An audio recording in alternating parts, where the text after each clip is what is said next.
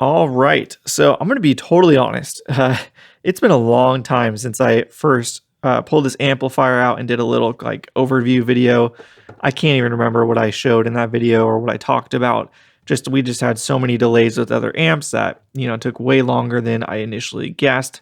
We ran into a lot of stuff. So with that being said, I took notes and we've got kind of a basic game plan for this amplifier. This is a buddy's amp actually that he picked up and it's very cool. And this is kind of nice in between ground from what I've been dealing with lately on the channel, which is either all original amplifiers that kind of need to be gone through top to bottom, or amplifiers that have been hacked to pieces. This has not been hacked to pieces. It has had some work done. You can see some replaced cathode bypass caps here. You can see a radial cap here, and yeah, just some work here and there. Nothing terrible, but there's definitely some stuff we need to do now. Kind of pulling up my little list here. This is kind of pretty typical if you watch my channel. This is what I do is I pull up the layout and I kind of run through the amplifier and mark down with various colors and notes what needs to be replaced. In my case, everything yellow needs to be replaced. First and foremost, let's just knock out the main stuff. So we'll kind of start here and work our way down. All right, so we're doing a 470 ohm Vishay 2-watt resistor. I like these because they're quite small. So they don't take up a whole lot of space, but they're quite capable resistors.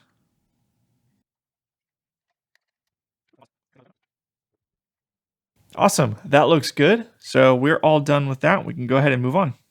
So I'm going to go ahead and circle back to the screen and grid resistors just because those are going to be a bit time consuming and tough, and it's getting pretty late already. So we're going to go ahead and tackle the rest of the resistors on the board that are out of tolerance, starting with these two right here in the phase inverter circuit. So we've got this 100K and 82K. Both of those are 5%ers, and both were out of tolerance. So we will be swapping both of those. So first things first, we're just going to want to lift out those blue moldeds, protect those. Then with those up and out of the way, we can better reach the other end of these resistors. Now I'm going to go ahead and clean out all these eyelets because it's just best to start from scratch on these things. All right, so those are all cleared out. Now we can go ahead and grab our replacement resistors. So we've got the 82K mocked up there. It is a new old stock Allen Bradley, and it is not a gold band, but it measures exactly 82K. So that's what we're looking for. This is a gold band, and again, another new old stock Allen Bradley, which measures perfect.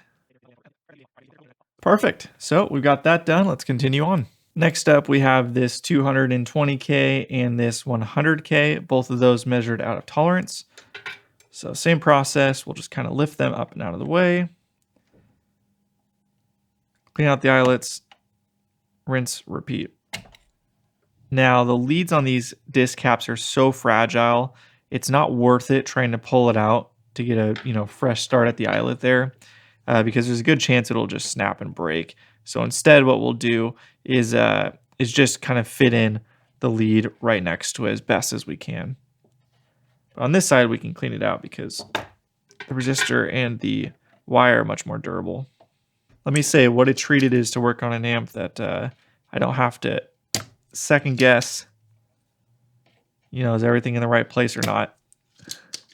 Because the previous guy modded it to death or just kind of, looked at the wrong schematic or whatever else. Perfect. Cool, moving on. So the last bit we're going to try and get done real quick are these 4 plate resistors and then also this 1.5K, which we'll probably wait on just to see if the owner wants me to move forward with placing the cathode bypass caps while we're in here or not, so that I don't have to, go in this area and have to and then redo it again. So for tonight, we're just going to focus on the plate resistors. And these all measured out of spec enough to warrant changing them.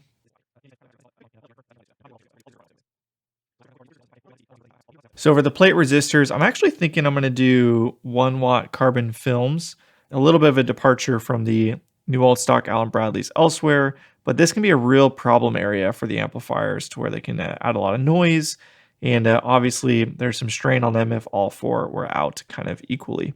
So we're just going to go ahead and replace those with these, and we can always swap it back out if, I don't know.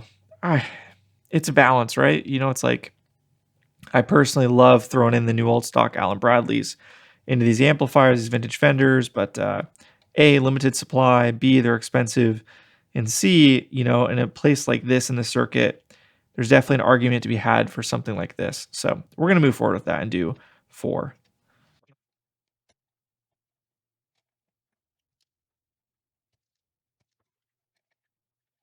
All right, and just like that, we are done with the plate resistors. So I think we're good to go for tonight. We got a lot done. We still have all of the screen and grid resistors here on the power tubes. That's going to take some time to do properly. We've got the doghouse still. We've got to confirm with the bypass caps. But otherwise, we made good progress. So we're going to end here tonight.